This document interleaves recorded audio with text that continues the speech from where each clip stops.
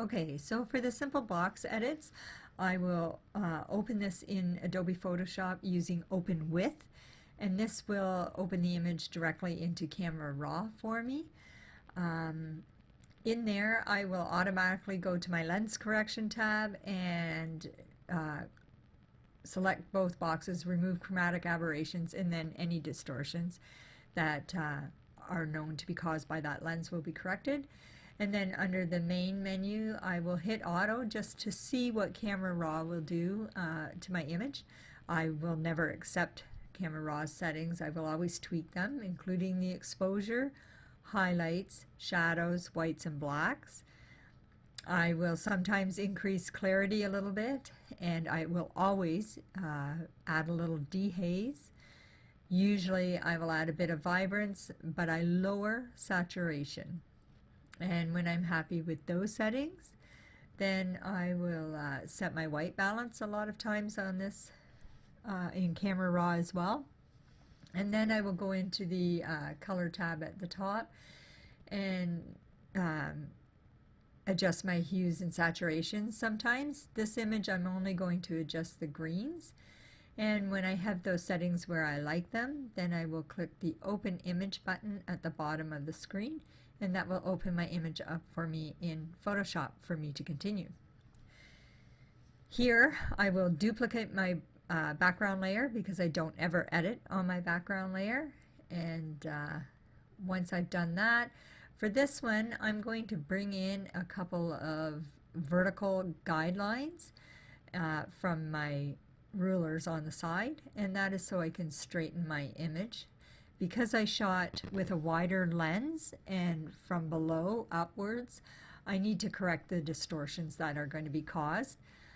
And I do this by pulling in my guides, and then I will make sure I'm on my move tool, and then I will select Command T so I can free transform, and then holding down my command button I will drag the upper corners out until I have the lines straight.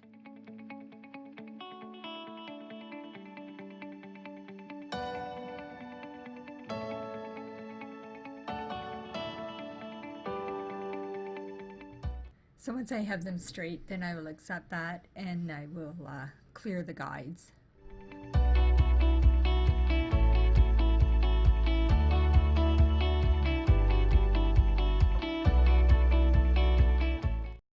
And then I'm going to name my copied layer to working layer, and that's the layer I will do the rest of my work off of, and not the background layer.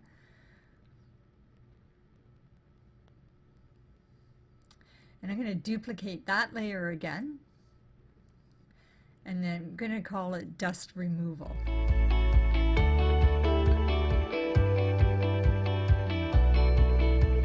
And what I'm going to do here is go into Filter, Noise, Dust and Scratches.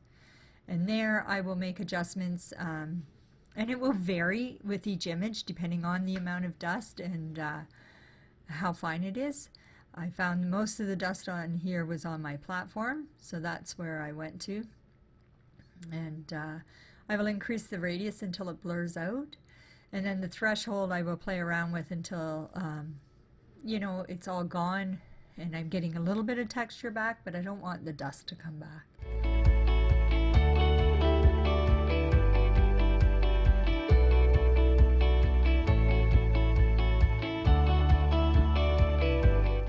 And then when I have that set, I just click OK.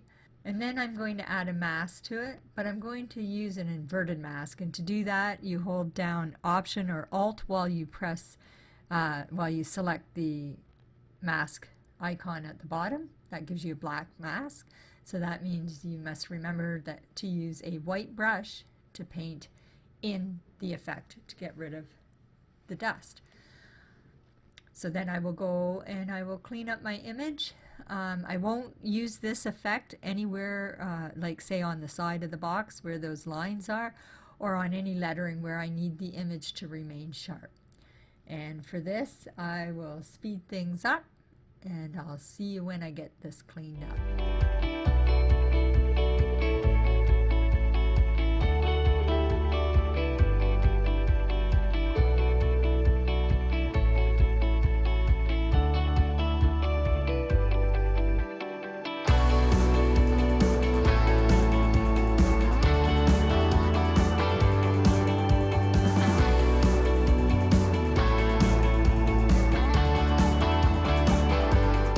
Okay, so now the dust is removed.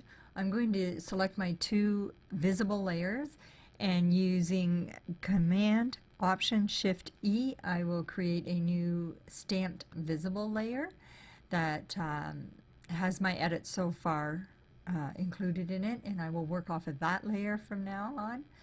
I'm going to use a blank layer right now and name that cloning, because while the dust removal was great for the dust, it wasn't good for anywhere I need the image to stay sharp, like the lines on the side of the box, any print, or the edges. So now I will use my cloning layer to go in and fix up the rest of my image. And I will speed this process up as well, and I will see you when that is done.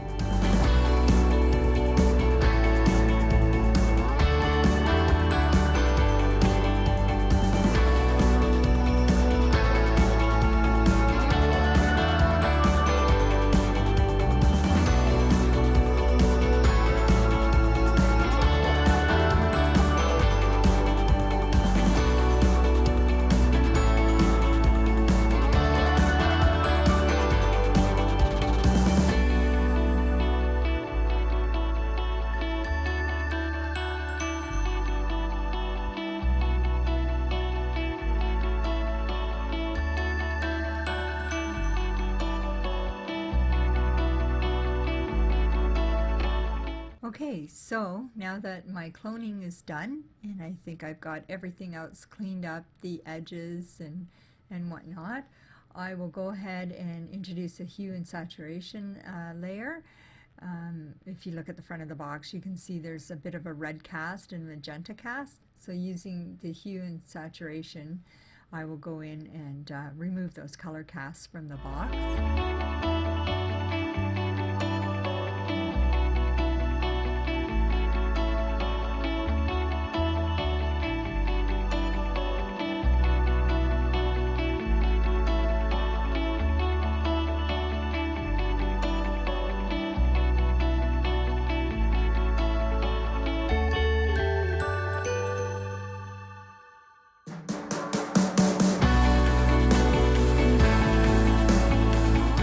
When I have those settings the way I like them, I'm going to create another stamped visible layer using the previous stamped layer plus my two adjustments with the cloning and the hue and saturation, and create a new stamped visible layer to work from there.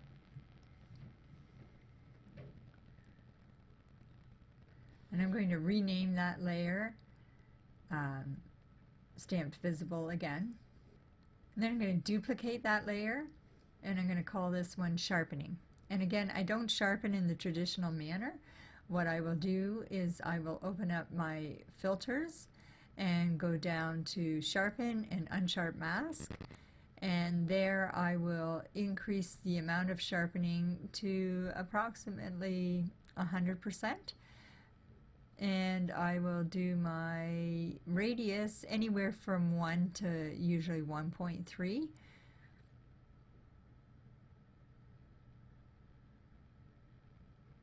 And then I will select OK. And then I will reopen Sharpen, Unsharp Mask, and this time I invert my settings. So I will have my radius will be up around anywhere from say 80 to 90, and the amount I will usually take up anywhere between 10 and 20. This time I think I'm going to go maybe around 15. And when I'm happy with my setting, I click OK. And if you find it's too harsh, you can always reduce the opacity on that layer so it isn't as drastic if you're having that problem. Now I'm going to go ahead and crop my image. I'm going to bring it in so I don't have the edges of the table I was shooting on, and I'll bring up the bottom to get rid of the green box that I was sitting on as well.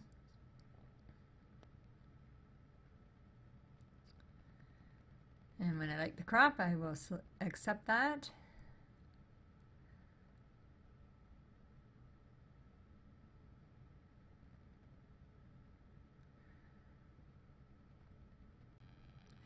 And now I'm going to add a curves layer.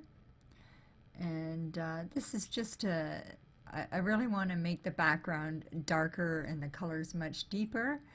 And I like the way it turns out. The only problem is that it makes the box itself really dark as well. And I don't want that. So for that, I am going to select the pen tool, and I will outline the box and its reflection, and then I will make a selection out of that, and I will remove my curves effect from that.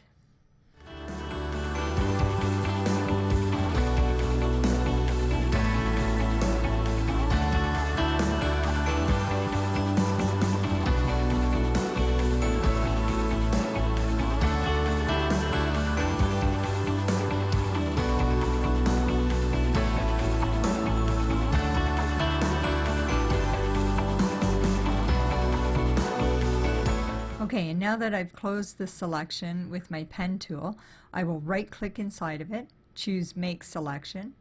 I will feather my radius by 1 pixel, and I will select OK.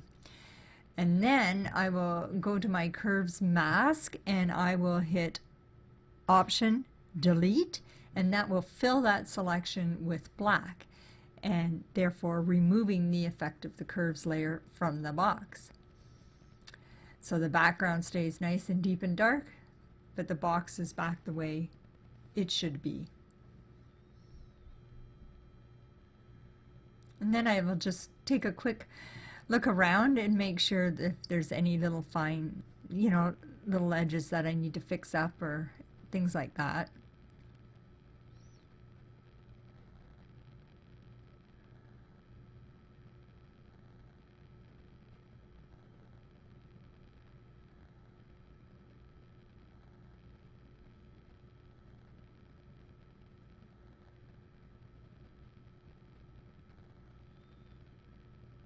And then I just rebuild where I need to rebuild so that the box looks presentable, and as it should.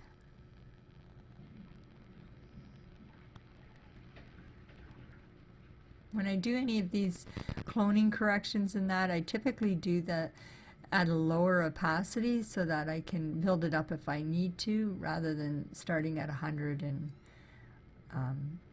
having it maxed out right from the beginning.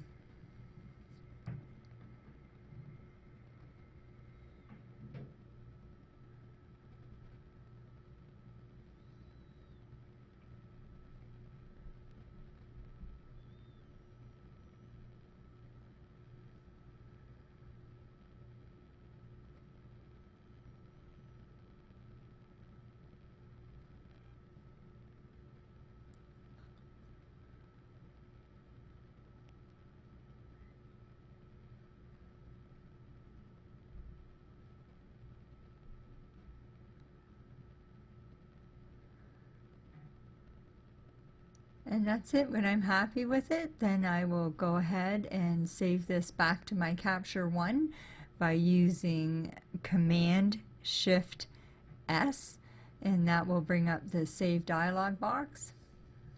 And I save it as a PSD file.